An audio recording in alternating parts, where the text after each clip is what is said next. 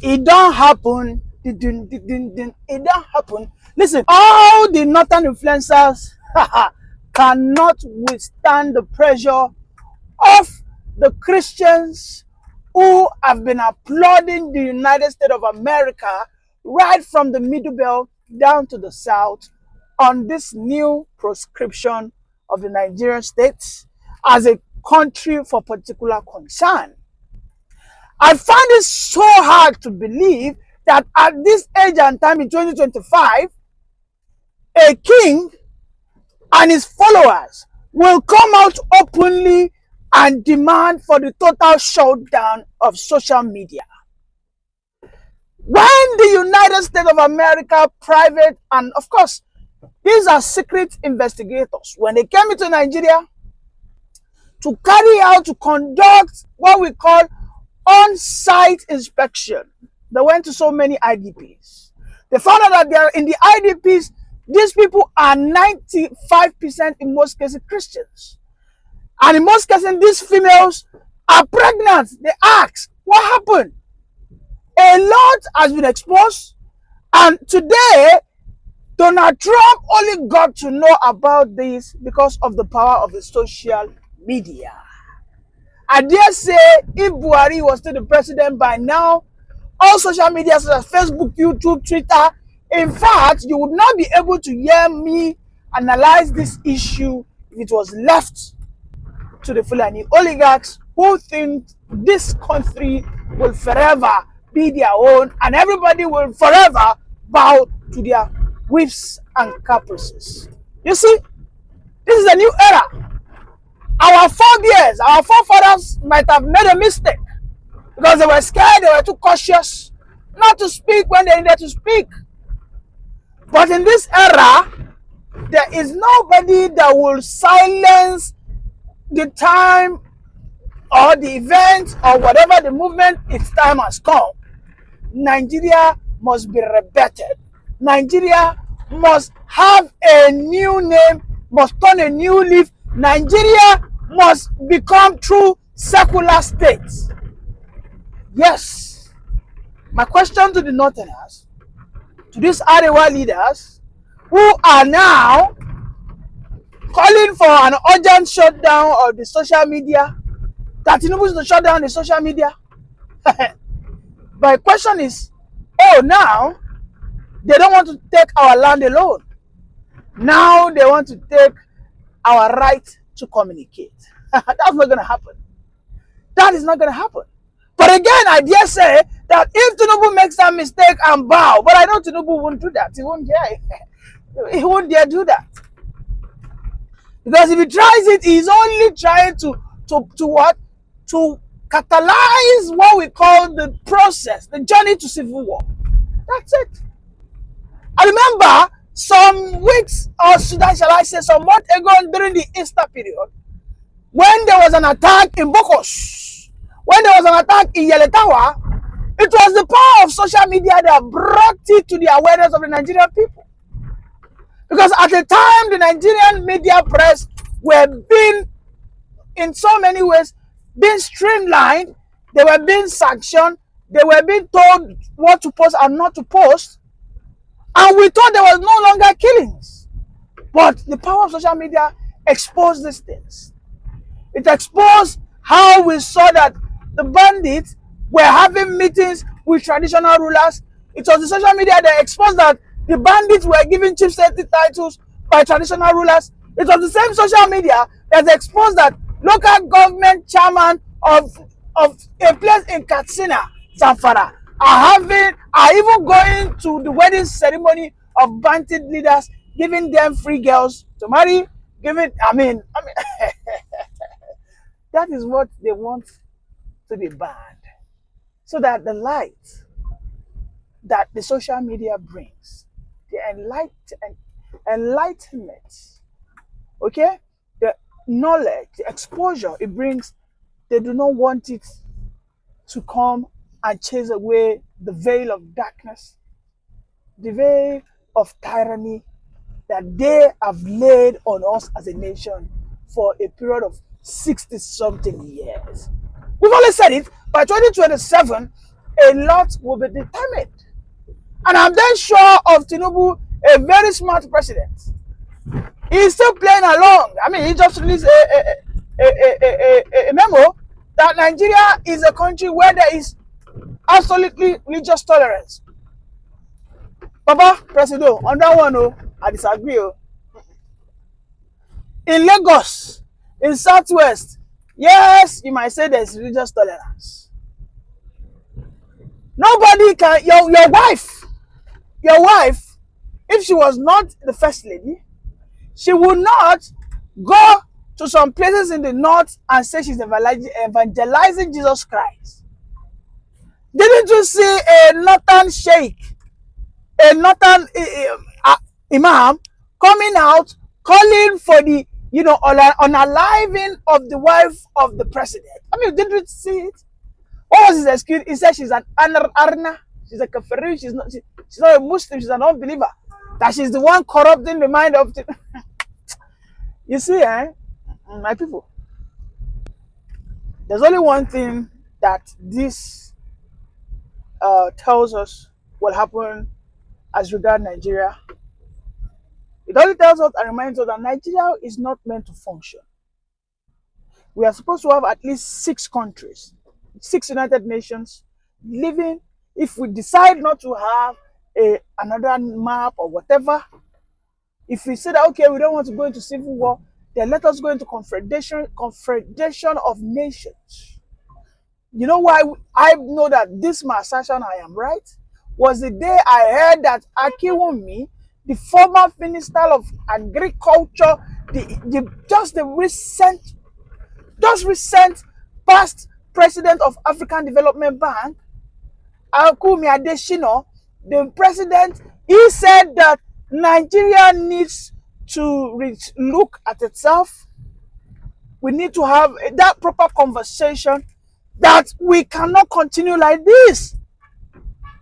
We in the South now, we want the social media to go gaga, to go abuzz. We want to ensure that all our voices, if anything happens to anybody now, we are telling them post on social media.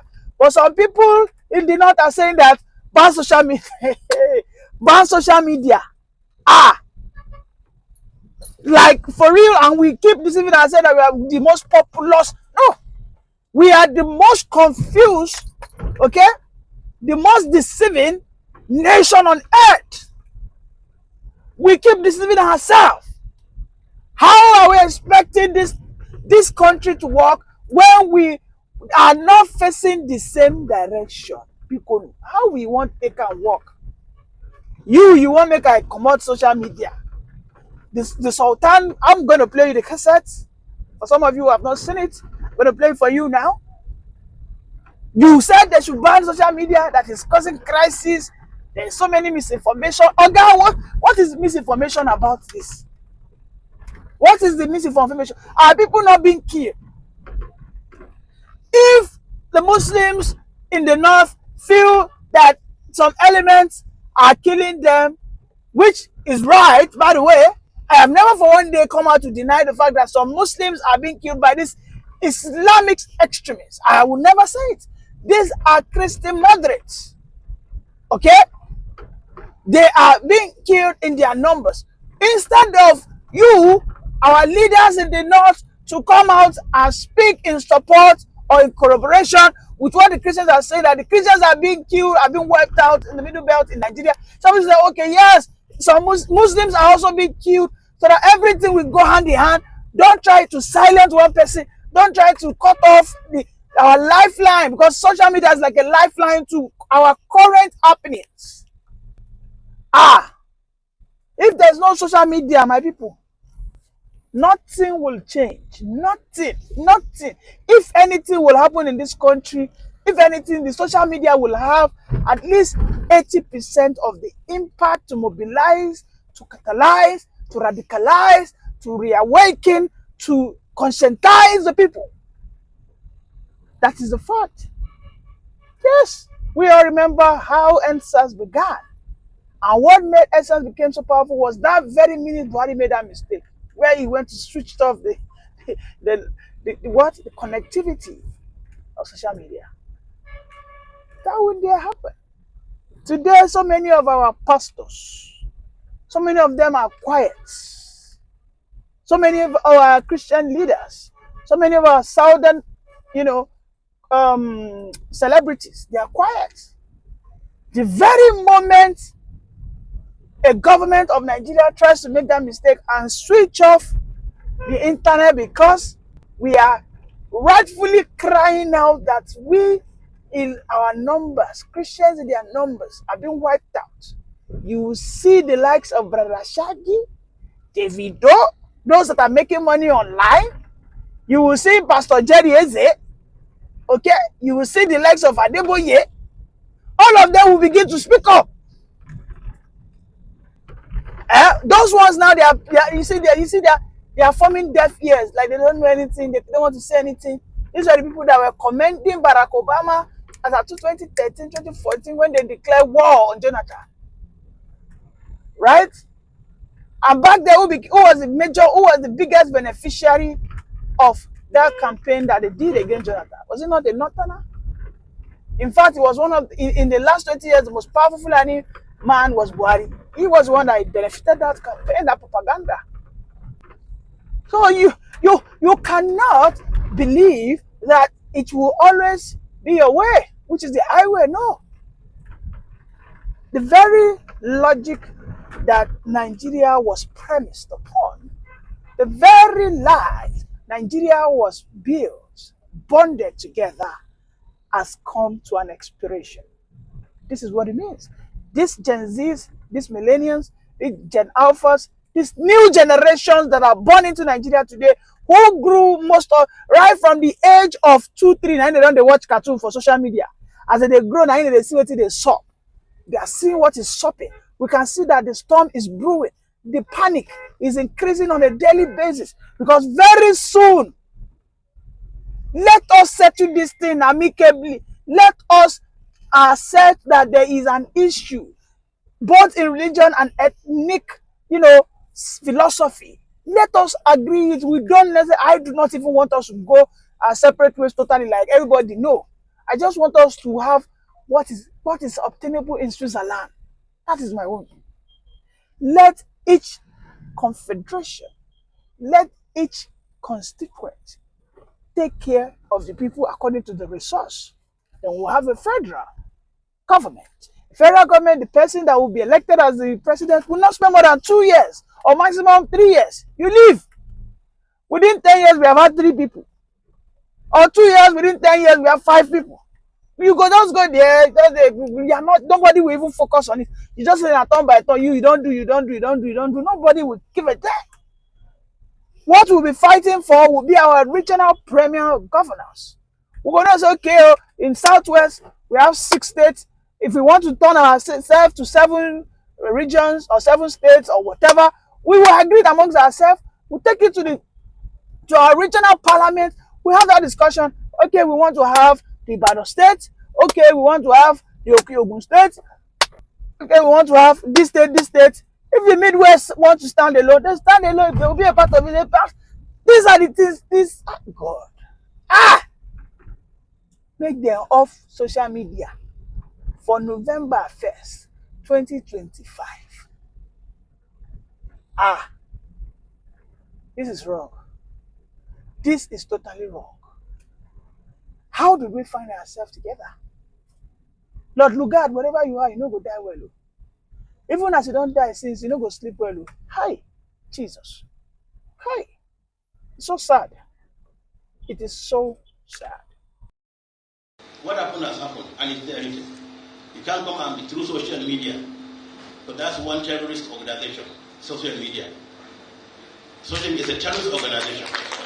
What they do, put somebody in his comfort room and formulate stories, and you will see that it's true. So, social media is a terrorist organization that we must deal with. Security agencies must deal with this terrorist organization called social media. So we're not happy with what's been happening either on the plateau or other places.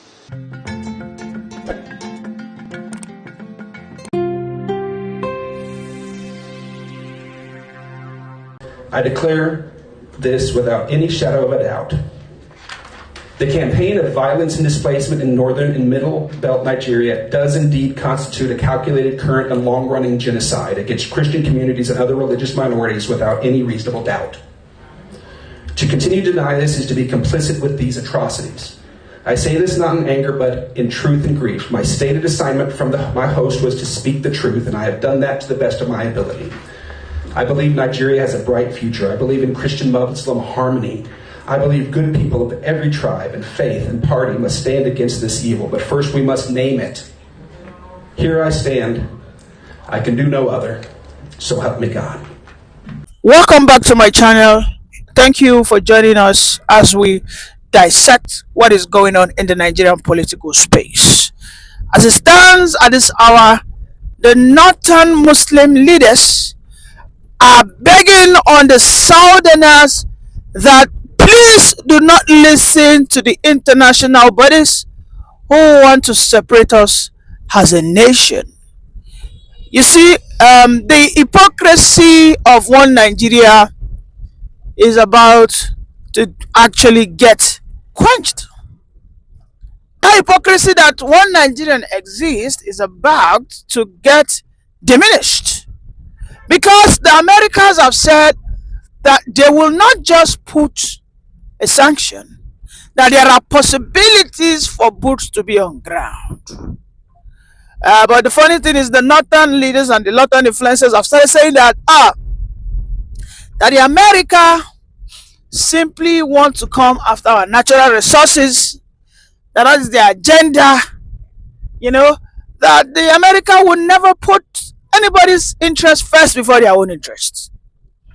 In fact, some supposed leaders, led by some maybe Dati Ahmed or so, have said that they need to, as a matter of urgency, go to the White House, report the case as it were, that the Reverend Father who brought that news to them didn't speak the truth. I laugh. You see, these northern leaders will never cease to amuse and amaze us. They think America is a developing country. They sincerely think they can deceive America. In this fight, America's interests will align with whoever that will be ready to work with them, yes, for an excess of resource or whatever the case is. Do you think that America, who has the most sophisticated security architecture in the whole wide world, okay, will not know that the insecurity that has been happening in this country has been a systematic one, a Nigerian contraption where some people have been systematically marginalized. As a Christian, there are some positions that you cannot attain. Yes. In some NDAs, as a Christian, they will tell you cover your hair. I mean, I was just in a conversation recently. They told me that when Pantani was a minister, Isa Pantani, the former minister of digital economy, that he told the aspirants not to come to his office without them covering their hair. That means, in particular, the females. This is a man who by religion is Muslim, who by nationality is Nigerian. However, he has chosen his religion above his nationality. In fact, he got into a very serious fight with Abike Dabiri, because she confronted him that why would you be telling our diasporans who want to bring in prosperity to the nation that they must cover their hair, that is against their religion? I mean, what nonsense. So all this, events, history of events, these things that have happened, but the northern leaders are saying, don't let Donald Trump, don't let America, split us. Let us blame Tinubu for all this. Listen, Tinubu has no hand. And I want to urge Tinubu, do your own best. Don't go beyond what you cannot do. Bola Ahmed Tinubu, the president. If you cannot resolve this issue, because to be sincere, you cannot actually resolve this issue. The issue has been systemized. It has been, invested and inserted into the constitution. The very moment in the late 1970s, when the Sharia was brought back into the Nigerian constitution. In 1999, when we returned back to democracy, when Obasanjo, and this is why I used to tell people that Obasanjo, for me, is not an hero. He only served the interests of the North. I'm telling you. Because Obasanjo's greatest battle would have been to review and to renew and to restructure this country. Take out the Sharia. If those that say they want to have the Sharia, then let us have a regional system of governance. Simple and short. We have a regional state police. We have a regional, maybe laws, customary laws, where you will know that your penal codes. These are the things Obasanjo should have done. But that's by the way. Tinubu must understand that there is only little to nothing he can do on this matter, because if he says he wants to outlaw Sharia in Nigerian constitution, the likes of the Sultan